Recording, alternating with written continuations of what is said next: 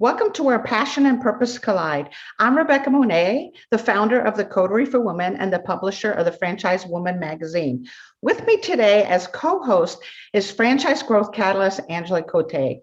Angela is known for creating and facilitating collaborative environments, including her Play Bigger performance groups for emerging franchisors. So thanks, Angela, for joining us. And our special guests today are husband and wife team, Jennifer Blair and Michael Blair, the co-founders and co-chief executive officers at Deka Lash. Deka Lash is a game-changing eyelash franchise concept with more than 100 retail locations in the US and Canada. Mike and Jennifer's story of love, marriage, raising a family, and building an iconic franchise is a beautiful and inspiring one. Welcome, you two. We really appreciate you taking time out for us today. Thanks. Thank you. Yeah. Happy to be here. Carving out a little time for us. All right, Rebecca, can I jump in with our first question? Please do. I want to learn everything about this couple. I love learning about entrepreneurs that had a vision or some kind of idea and finding out about how it started and you're over 100 locations. That is a feat. I work with a lot of franchisors at all different stages, and there's so many emerging franchisors that really get stuck around 10 units or just around there. And you guys are at this point, and it's so exciting. We would love to hear your story. Where did this all start? Sure. Great. You want to start? Well, I mean, this is her story. I'm along for the ride, but I'll let Jennifer kind of tell you the real passion behind eyelashes, because I never thought I'd be spending all my days talking about women's eyelashes. Yeah. I mean, really? Yeah. Yeah. It is kind of funny. I didn't think I'd be talking to him about eyelashes either. I guess, just to start off by saying that, I initially did not start this idea to be a franchise or a brand. Initially it was going to be kind of like a side hobby for me to make a little bit of extra money and get out of the house. I was a stay-at-home mom for many years. Mike and I have 4 children, and that kind of became my full-time job, and that's what I did. And I, supported him as he had his job, and I took care of the house so that, he could do what he did. And then it just came to a time where I was like, all right, I'm ready to get back out there and do something for myself, make a little bit of extra money, have some adult conversation. Since I was around 4 kids mostly all the time. He traveled a lot for work. And I came across the idea of eyelash extensions when I went to have them done myself.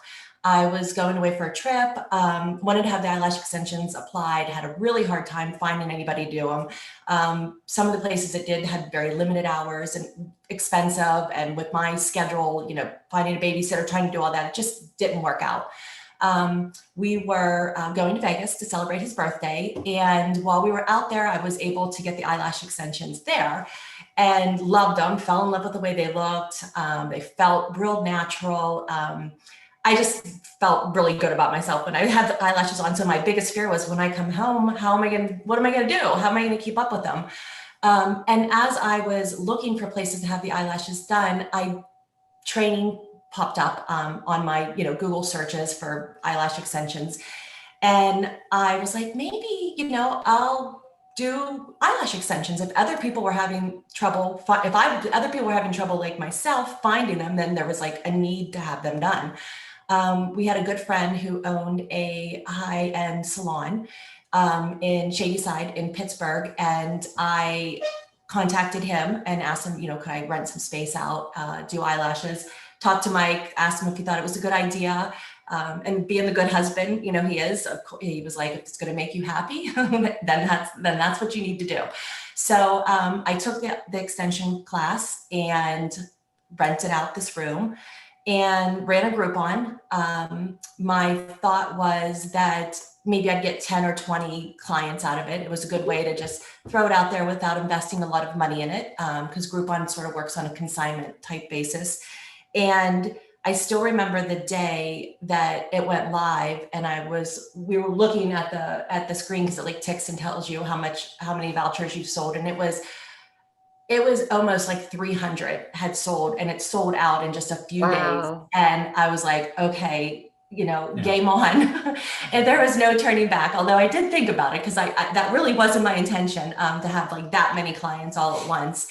But by, I think, throwing myself into it, it allowed me to just realize that there was like something here. If I would have maybe did it slow, it wouldn't have taken off so quickly. But that just gave me that jump start that I needed. So it wasn't too long, I think, after doing the extensions, that I realized too that it was more than just like a side job or money. Like I really, really started enjoying what I was doing. I was enjoying the people I was meeting. I was enjoying the way that they felt after having the eyelash extensions and the compliments that they were telling me they were getting from other people. So I was just like, I think we're onto something here. We're doing something big, and we're making people feel good, and we're making money at the same time. So Can't beat that. yeah. Well, I love that I love these stories where it sort of happened by accident, like there's so many people out there that think, a lot of people think that, all these like bigger chain franchises started from somebody who was sitting in a boardroom and making a business plan and went to business school and all that. And it's just not the case. Like my own family business, my dad was a mechanical engineer and saw this, like it sort of stumbled across what he did, and we grew to almost 500 locations. So I think it's really inspiring for people that are listening that want to, do something that is maybe prospective franchisees that are listening that think they can't do it. Like you don't have to have a certain training or like you get that in franchising, but even for you guys, just you figured it out. That is so cool. It is cool. What's also cool to me is you had this homemaker, take care of children, organize everything at home. Mike's out in his corporate job, and Mike says, okay, Jennifer, if you want to do this and make a little extra money, and you're probably a little bored, the kids are getting a little older, whatever it is. I'm curious, Mike, what your thought was. Did you think this would turn into what it's turned into? And what did you learn about Jennifer that you didn't already know, or did just became highlighted in some way?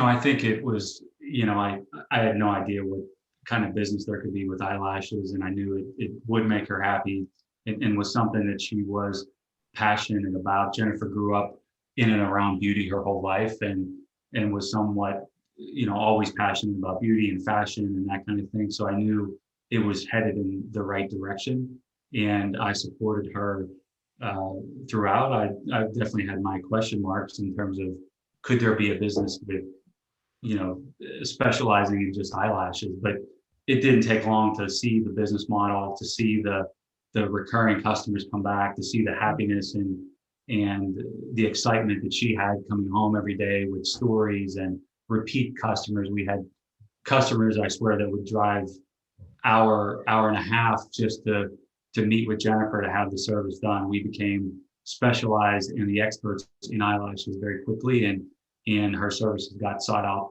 very quickly. So it was, it was very convincing early on, just by the returning customers that came. And as I was the front of the business, or doing providing the service, he was on the back end, helping me with brochures, setting up like an automated voicemail messages to point them to book online, because you can't answer the phone and do lashes and everything at once. And so he was building my business on the back end while I was out there, servicing and doing the fun part, working with women and doing the service and talking. And while he was, building the whole business idea. And when we look back at what we did, even when it was so small, it really is the foundation of how we continued to grow. So it's really neat when you look back, like you said, that, something that really wasn't supposed to be, just kind of naturally, evolved over time. So, well, the dynamic of us, what we did in our segmented roles became really the evolution of the franchise, and continue to be our roles. Even as co-CEOs, I'm focused on the operations and technology side, where she's continuing focused on that experience, that front end side of the business. You know, the way I describe it, first off, it's beautiful to see a husband and wife literally understanding each other's strengths and gifting, and complement each other so beautifully. It's kind of a delicate balance between heart and head, right? So Mike, you, the systems, the processes, the strategy, the putting things in place so we can replicate, so we can scale, so this can be easy for our franchisees. And then we have Jennifer with the heart, the people side of the business, and wanting to offer an incredible, very niche service in a way that people feel embraced and loved and part of and cared for. I mean, all of that kind of head and heart that the both of you have is just, I don't know, it's just unusual. It is so unusual to see, and I'm sure it has affected every area of your business. But I have a question. The name of the name of Deka is after our two daughters, so we are completely reminded every day why we're doing what we're doing, and the importance of family and culture and being all together. So that's the other side. Yeah, it is all about family. So since you've sort of gone that direction, Michael, let's dig more deep, because you guys do have a very interesting culture. In fact, that's why I'm so attracted to Deka Lash, is this very clearly thought out culture that you have. Can you describe it a bit to those of us that are listening in? How would you describe the Deka Lash culture? Well, I think it's, our people first, and we've always knew that we needed to surround ourselves with good people, smart people, and people with values. And early on, we laid out a core values that really meant something to us. This wasn't a template we found out on the website anywhere. It was something we put a lot of time and thought into our core values. And maybe I'll let you explain kind of those core values. Yeah, we have quarterly meetings that we do. We follow an EOS type system, and we spent a whole day talking about some of the people in our company and what their good values were. Why did we think, we named the people, and then what did they have that, was important to us, and that we would base that on how we would hire, how we would give advancements, and we went through this whole exercise. And we talk a lot about also being a wolf pack, and with our franchisees and with our lashers, when we train them, that there's no one lone wolf, we all have each other's back, and we kind of just talk about that as a whole. And we came up with our core values off of the wolf pack, and we used the acronym PAW. And the P in PAW stands for passion, and then A, authenticity, and W is work ethic. And underneath each one of those, we came up with specific traits that we felt, followed within that. And the passion was, having deep passion for our people, like Mike said, our products, and our franchisees.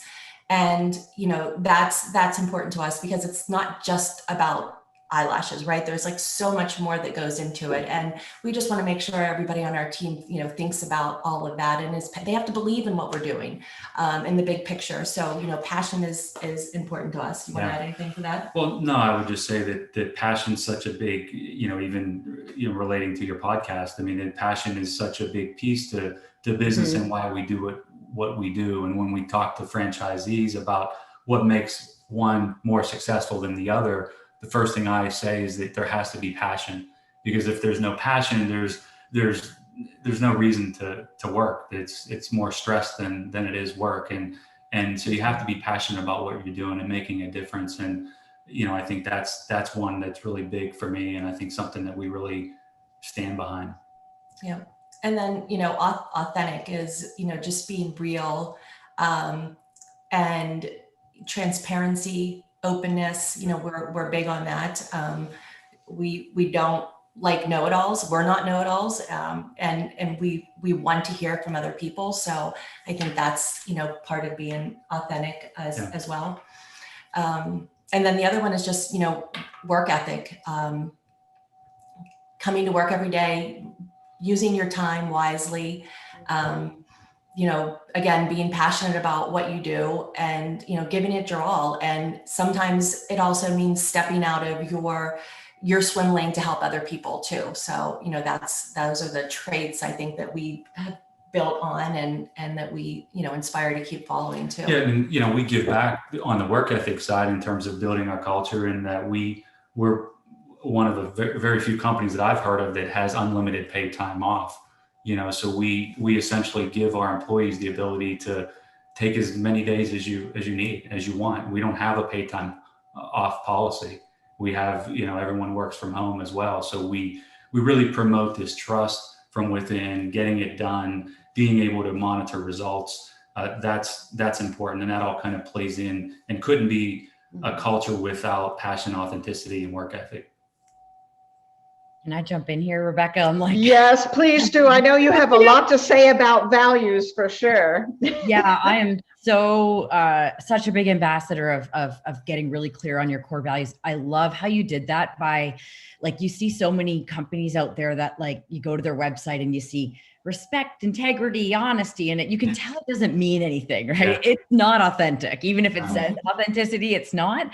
And what you just described, I work with a lot of different franchisors and franchisees. And one of the things I always talk about is the traits of the DNA of a high performing franchisee and also franchisor. But just on the note of the franchisee, these values that you've got, passion, authenticity, and work ethic, I would just echo how important those are in general for a franchisee. I host some roundtables with, as you know, Jennifer, you've been to them, a lot of various established franchisors. And one of the conversations we recently had was about the traits of, a high performer. We were talking in terms of a franchisee, but I think it applies to anybody that's a high achiever, high performer. And it was passion that was being talked about. If you don't have passion, it's just so hard to keep going. It's hard to have the work ethic if you don't have the passion.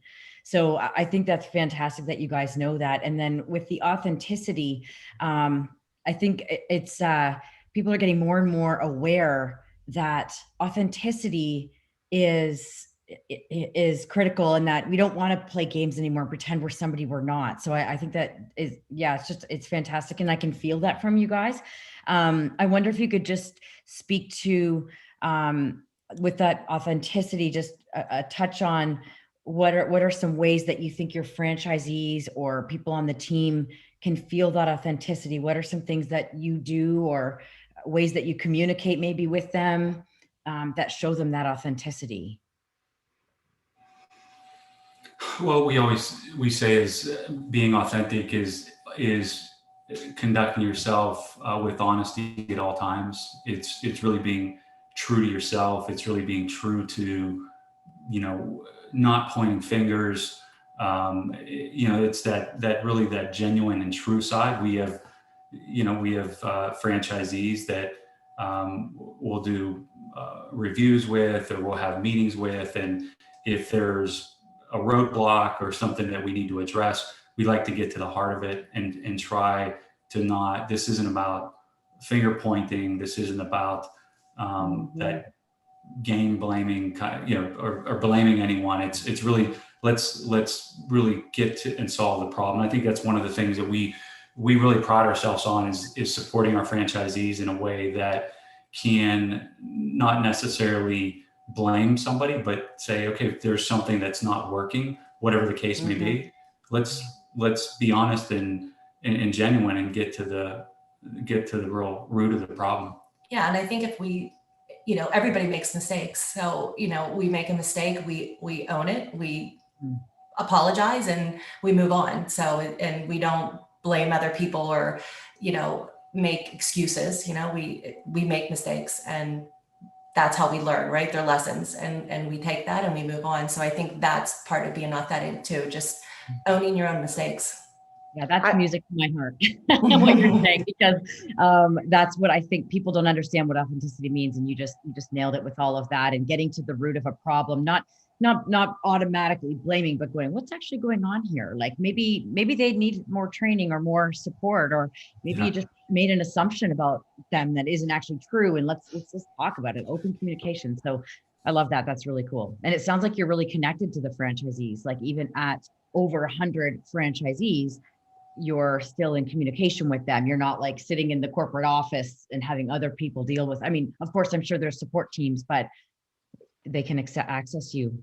Yeah. I mean, when we accept a new person in, and, we're looking them in the eye, it's a relationship that we're getting ready to build and to move forward. So we definitely feel some responsibility to doing that. So we want to stay in touch as much as we can and hear what's going on and making sure that, we're moving things in the right direction. So yeah, and I would just add to that is that our passion for business ownership really extends to our franchisees. We are extremely passionate to see them go from wherever they are in their life into business ownership, and that's one of the most exciting things, is to watch that evolution of business ownership and being able to be there to support them, to see their life change, to be part of that and be an ingredient in that next chapter of their life.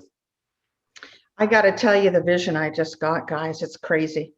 It's almost like an Oreo cookie, right? This PAW, paw culture that you have, this passion, which actually intersects with purpose. It started out as a beauty passion, turned out to be much more than that. It turned out to be a true purpose or mission that you have, combined with this work ethic.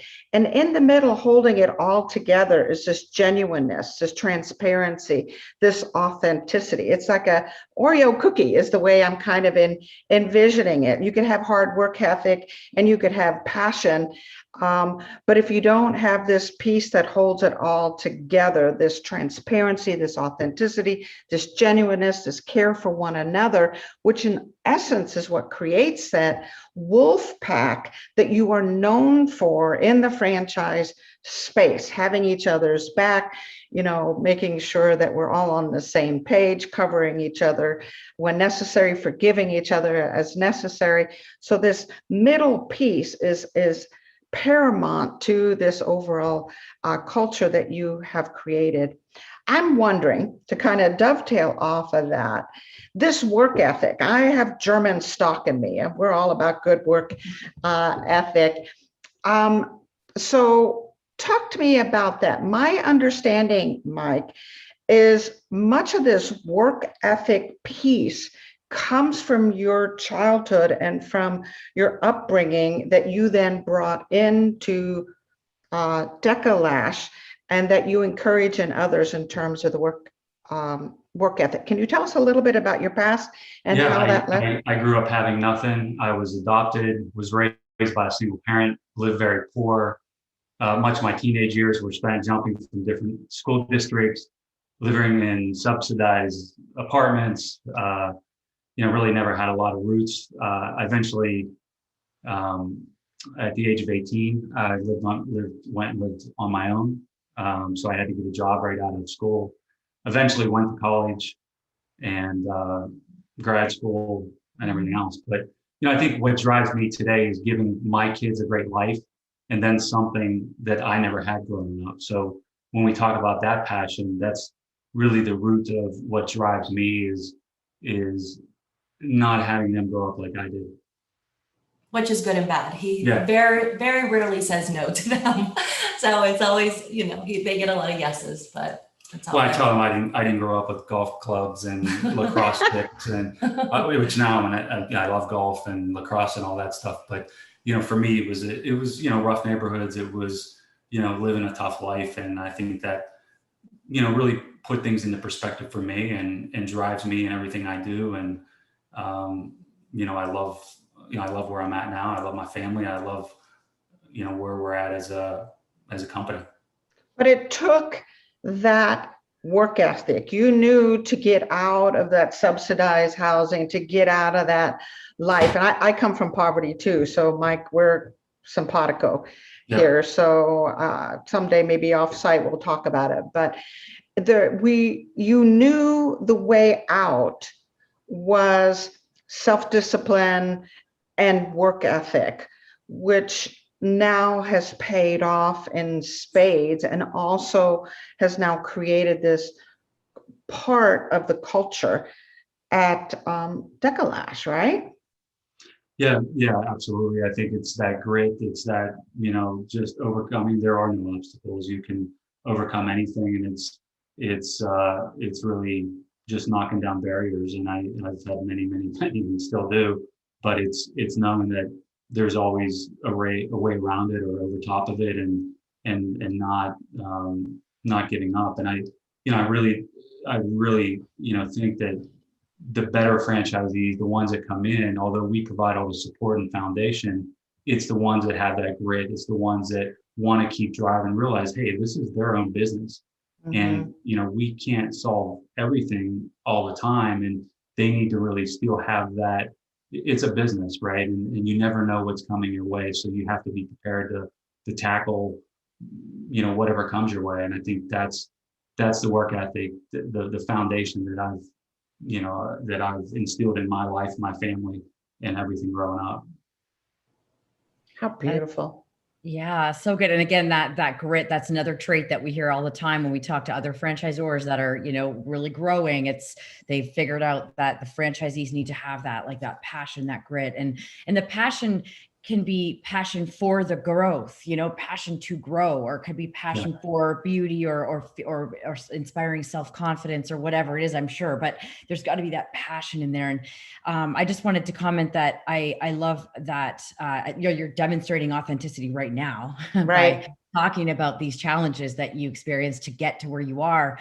And it makes you super relatable. And that's what I think, makes that's attractive to people, to know that, because honestly, like when you hear all these guys, like, you guys are a beautiful couple and like husband and wife, you've got over 100 units and, I can't imagine being like them, but a franchisee or a prospective franchisee or somebody that wants to join your team comes along and goes, wow, these are real people and they could do it. So I can do it. I can be a part of this. And so it's just really inspiring. So I appreciate you sharing that backstory, how you got there. Too. Stories okay. Good. Which, Jennifer, since Mike told us his background, now it's your turn. You come from a beauty background. So was there always passion for this industry, or how did that come about? Yeah, I mean, I think that it was kind of instilled in me young. My mother basically, she worked in a hair salon when I was younger. So I was, always around that piece of it. She sold professional beauty products. We always had the best of, whatever and to play around with in the house. She signed me up for modeling classes. She signed me up for pageants, and it wasn't necessarily to be in a vain way. It was more to help with just, self-awareness and self-confidence and, being able to stand up in front of people and talk and carry yourself well and have good manners. And, all of that part was, instilled in me young. So I feel like it kind of was just naturally evolved.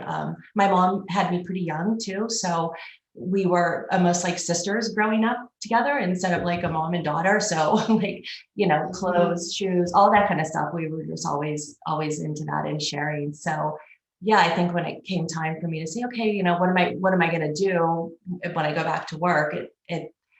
That seemed like the natural fit and something that I would enjoy doing, not just going to work. So it's kind of how it happened. It's interesting.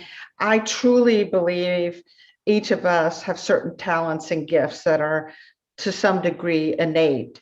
And it seems like your mom and you both have the gifting around aesthetics and beauty, which I always so admire, whether that's, hair or makeup or home decorating or art or whatever it is. It's a beautiful gift that both of you have. I also admire how she took that gift and helped you build your confidence through the beauty shows and some of these other things. My impression of both of you is that you are somewhat reserved, maybe even a bit shy. A, am I correct? And B, how did your beauty pageants and stepping into the world of beauty build your confidence? And how do you see the same happening for your clients of Deka Lash? Well, I think I would say that we're probably reserved people. Like definitely me, probably more than her, but definitely we're both very reserved, and I think part of that is just the ability for us to listen to people and wanting to hear from them. It's I always look at sales. It's not so much always the gift of gab. It's the one that's going to listen and solve for the right thing, and solution-based kind of listening and being able to give and listen back. And I think Jennifer oversees our entire customer experience, and it's really much of that is, I think, incorporated into whenever we have calls from our customers or issues that may arise, really trying to listen and then understand, then solve, and not go into trying to solve before you even understand the real problem. So I think it's, but yeah, I would agree that you're right, that, we're definitely more on the quiet, reserved side, more, I think, probably introverted than extroverted. Yeah, and I think as far as like the beauty and the confidence piece kind of go hand in hand. So, I think that the message was, if you feel good about yourself and if you look good, then you become, it helps you feel more confident. And if you're more confident, then usually you're more, successful, because you go out and you want to be able to be, do things better. When you feel good, then you're able to conquer the world. So, that's kind of, I think, the piece of the beauty part was, just being able to hold yourself well and, speak and just go out and, be yourself, but be confident at the same time. There's no doubt this is a business of confidence that we're in. We're in the beauty segment, and one of the fastest growing segments in the beauty industry, but this is a game of confidence for us. And I think it's something that we definitely get that message when we talk to our franchisees, and they know why they're buying in is about, game-changing confidence. I like it. I can attest to that. I've got my lashes. You aren't in Victoria, British Columbia yet, but when you are, I will go there. But in the meantime, when I started getting my lashes done, it was I was getting a photo shoot, I think, or something, and my hairstylist was like, "Where are you getting your lashes done?" And I'm like, "Oh, I need lashes." Oh, okay. And so she's like, "Trust me, it'll be great." And so I did, and haven't never stopped. I've continued ever since, but except for during the lockdown, that was tough. But they were falling out. But there's definitely something about that for sure, for the confidence. And I think if there was one thing in terms of, our outward appearance, that helps. I think it's one of the biggest, most important things is our eyes, because we're looking into each other's eyes and we're speaking. And I think as females, especially, we're always kind of fighting that, that often male dominated industries in business or other industries. And, to have that it makes you feel a little bit more powerful almost. And I got this. And if you can get attention from that, that's great. Like, I think if women can be noticed, and then like, I love the idea that, like, you might see a beautiful woman and think, oh, she's pretty, she's beautiful. And then you start to hear her speak and she's really intelligent and she's, saying the right things. And you're like, whoa, like that's power. So I think there's a lot to be said about the confidence that it brings. And I love that you talk about, Jennifer, your mom, like the way you're saying this it's not feeling like vanity, like this isn't vanity. It's about this piece of confidence. So that's very cool. Mhm. Thank you.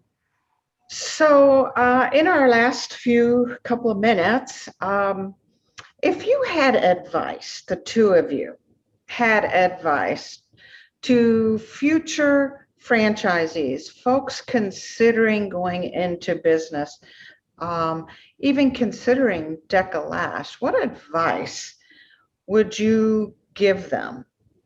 Maybe Jennifer, I can start with you, and then Mike, you jump right in if you got a brilliant idea too, of course.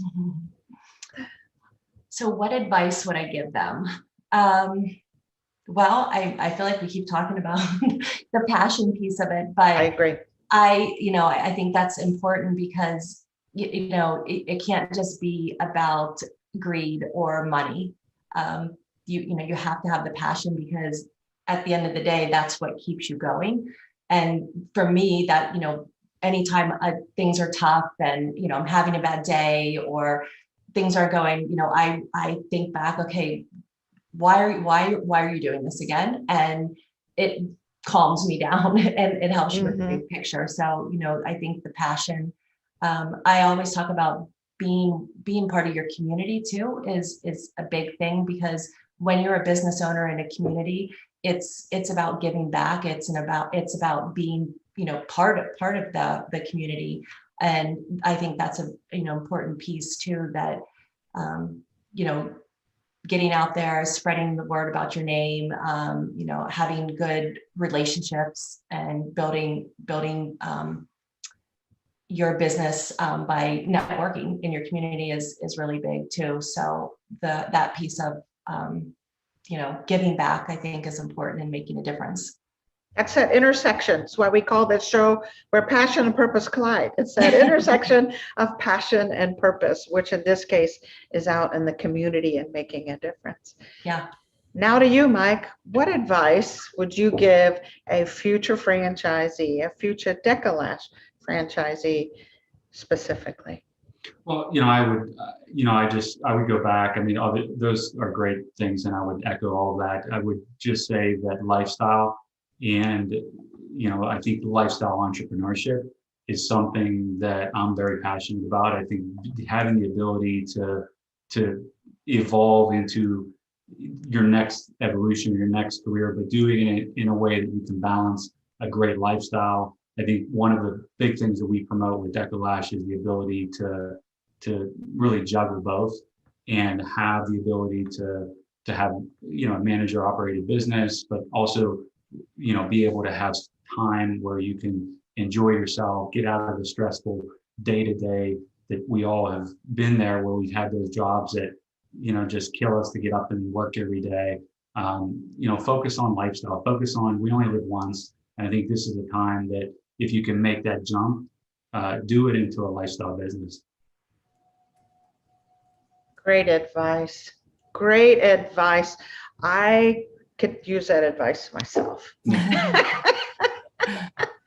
All right. I want to thank each of you, Angela, for joining me today, and your very great questions and insights, and Mike and Jennifer for sharing with us the culture of Deka Lash and a bit about your history. We really appreciate your time there. I walked away with a couple of ahas myself that I can implement in my own life. So thank you for being with us. But before you go, please let people know how to get hold of you. What's the best way to get hold of you? I don't even know. How do we get hold of me? I would, our website is accessible. We've got a contact form. Our emails are very simple: mb@dekalash and jb@dekalash. Our first two initials at dekalash.com. Those would be the best ways to reach us. Thank you so much, guys. We'll talk to you soon. All right. Thanks for having us. Thanks for having us. All right. Bye. Bye-bye.